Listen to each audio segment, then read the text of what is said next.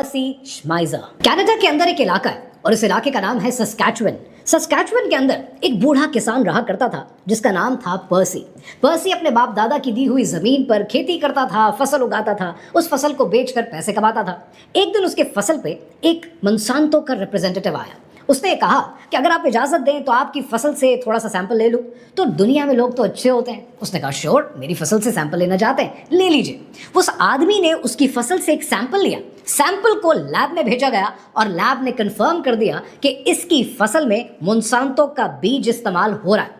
1997 में मोंसांतो ने इस आदमी के खिलाफ, पर्सी के खिलाफ कोर्ट में एक केस कर दिया $2 लाख का, और ये कहा गया कि मोंसांतो का बीज बगैर मोंसांतो की परमिशन के इस्तेमाल किया जा रहा है। पर्सी ने कोर्ट के अंदर ये कहा कि मैंने कभी मोंसांतो का बीज नहीं खरीदा, हो सकता है कि मेरी साथ वाली फसल वाले ने मोंसांतो का बीज इस्तेमाल किया हो और हवा से उड़कर वो बीज मेरी फसल में आ गया हो, जो कि एक नेचुरल प्रोसेस है जिसकी वजह से थोड़ी बहुत फसल के अंदर मोंसांतो का बीज लैब रिपोर्ट्स में नजर आ रहा है।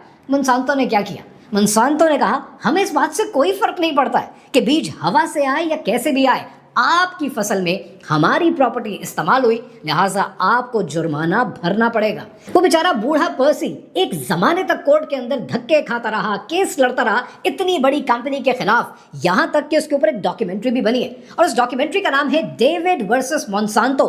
करोड़ों लोगों ने देखी है। और आपको पता है कि इस केस का नतीजा क्या निकला? ये आदमी ये केस हार गया, मोंसांतो ये केस जीत गई और इतनी लीगल फीस पर्सी के ऊपर डाल दी गई कि वो हमेशा के लिए तबाह हो गया।